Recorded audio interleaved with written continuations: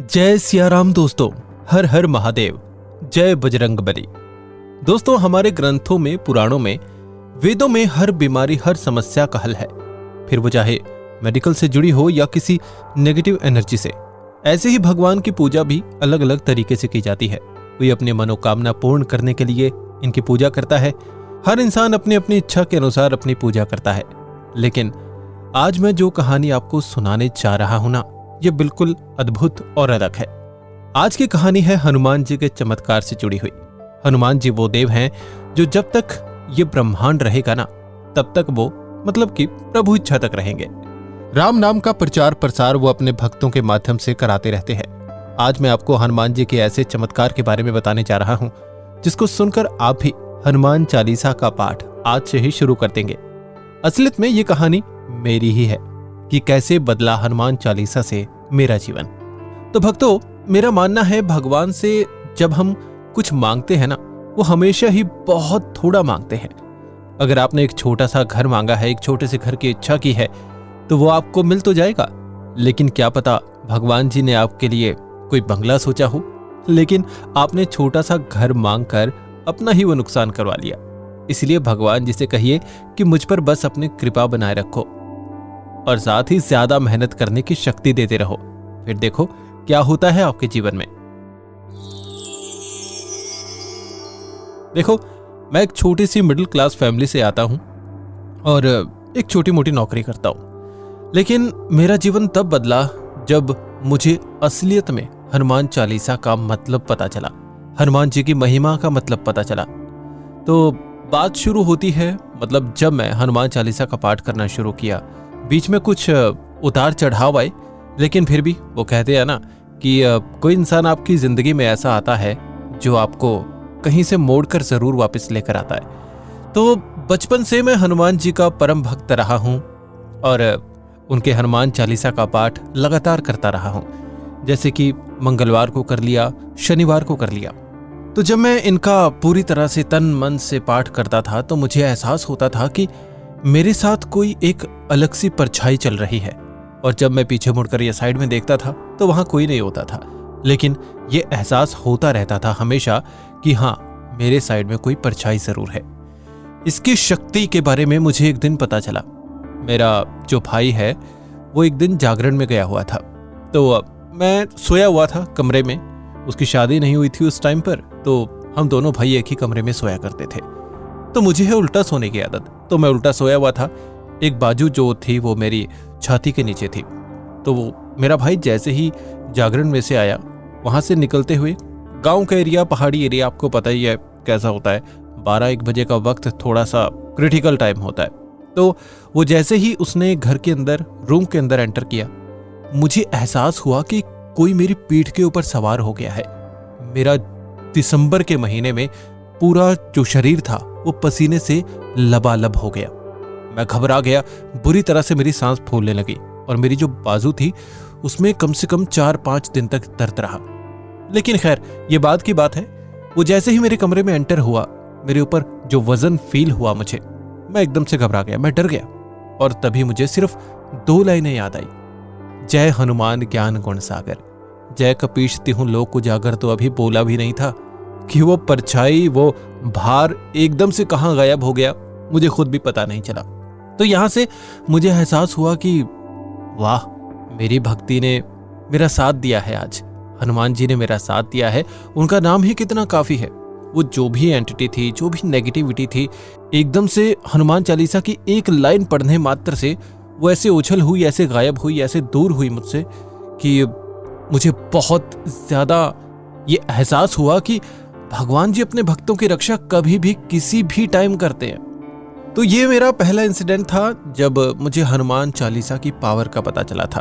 उसके बाद school, college, फिर कुछ इधर उधर के कोर्सेज करने के बाद मैं थोड़ा बाकी चीज़ों में उलझ गया और मेरा ध्यान जो है बाकी चीज़ों ने अपनी तरफ कर लिया। मैं हनुमान चालीसा से दूर हो गया। लेकिन हाँ, मेरे मन में हनुमान जी की भक्ति उसी तरह से समाई हुई थी, किसी कोने में, जैसे हमेशा समाई रहती थी। बस वो कहते हैं ना कि जब कोई चीज़ पड़ी रहती है, ऐसे ही पड़ी रहती है और उस पर धूल जमनी शुरू हो जाती है, लेकिन वो वहाँ होती है जब आप उसकी धूल हटाकर देखेंगे तो आपको वैसी की वैसी मिलेगी। सो ऐसा मेरे साथ भी हुआ। वक्त गुजरता गया, मैं बाकी चीज़ों में उलझता गया। कुछ संगत का असर ऐसा रहा कि बस क्या ही बताएं। आपको तो पता ही है, गलत लोगों की संगत हमेशा आपको गलत रास्ते पर लेकर चलती है। लेकिन जब मेरी जॉब लगी ना, मैंने शहर छोड़ा, अपना गांव छोड़ा, तो धीरे धीरे करके मुझे एहसास हुआ कि आपके जीवन में सच्चे दोस्त और अच्छे दोस्त वही होते हैं जो आपको सही रास्ते पर लेकर चलते हैं। तो मेरे जीवन में एक ऐसा ही दोस्त आया जो खुद भी हनुमान जी का भक्त था और जागरण किया करता था। तो उसने कहा कि भाई, आप तो बहुत अच्छी जॉब कर रहे हैं, तो ऐसे गलत लोगों के बीच में बैठना उठना बंद कर दो, आपकी पर्सनैलिटी को और आपके बैकग्राउंड को सूट नहीं करता। तो भाई वही है, इंसान के जीवन में कोई ऐसा आता है जो उसको वहाँ से हटा देता है। तो धीरे धीरे करके मेरा रुझान उन लोगों से हटता चला गया। मैंने शहर छोड़ दिया, अपना गाँव छोड़ दिया, दूसरे गाँव में मैं शिफ्ट हो गया। उसके बाद धीरे धीरे करके जो है लाइफ सुधरती चली गई। फिर एक दिन ख्याल आया, मैं ऐसे ही सुन रहा था टीवी पर कि अगर आपकी कोई इच्छा है तो 21 दिन का हनुमान चालीसा का संकल्प करके देखिए, फिर देखिए आपके जीवन में किस तरह से चेंजेस आते हैं। बाहर रह रहा था, खर्चे ज़्यादा थे, इसीलिए जो इनकम होती थी जॉब से वो काफ़ी ज़्यादा नहीं थी। मतलब कि ये लगा लो बस कि महीने के एंड में लोगों से, अपने दोस्तों से मांगकर, उधार मांगकर ही काम चलाना पड़ता था। तो मैंने प्रभु जी से इच्छा जाहिर की कि प्रभु जी, मैं आपसे पैसे मांगने की इच्छा नहीं रखता, बस मुझे इतना कर दो कि मैं, जो मेरा टैलेंट है, मैं उसकी बदौलत मैं पैसे कमा सकूं, ताकि मैं अपने परिवार वालों को भी कुछ दे सकूं, जिन्होंने मुझे सारी उम्र सपोर्ट किया है, पढ़ाई लिखाई में सपोर्ट किया है। अगर मैं उनके लिए कुछ कर पाऊं तो ये मेरे लिए बहुत सौभाग्य की बात होगी। हालांकि माता पिता का किया उनकी औलाद पूरी जिंदगी, क्या पूरी दूसरे तीसरे जन्म में भी नहीं उतार सकते, लेकिन फिर भी जो इस जन्म में पॉसिबल है वो तो कर सकते हैं ना। तो मैंने हनुमान चालीसा का 21 दिन का अनुष्ठान किया, संकल्प लिया और 21 दिन लगातार हनुमान चालीसा का पाठ किया। सेम टाइम रखा, उठे, नहाए धोए, अच्छे कपड़े पहने और फिर पाठ करना शुरू कर दिया।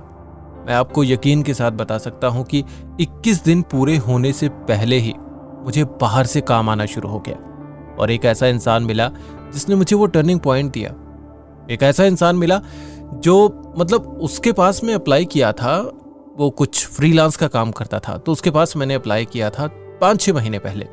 तो उसका अचानक से कॉल आ गया, तो कहता कि ऐसे करके एक बड़ा प्रोजेक्ट आया है, तो आप करना चाहोगे तो बताइए। मैंने कहा हाँ ज़रूर, क्यों नहीं करना चाहेंगे। तो ऐसे ही वो प्रोजेक्ट मिला, बहुत अच्छे तरीके से वो प्रोजेक्ट किया, बहुत अच्छी इनकम हुई उससे। धीरे धीरे करके आर्थिक हालात सुधरे और मन भी शांत रहने लगा।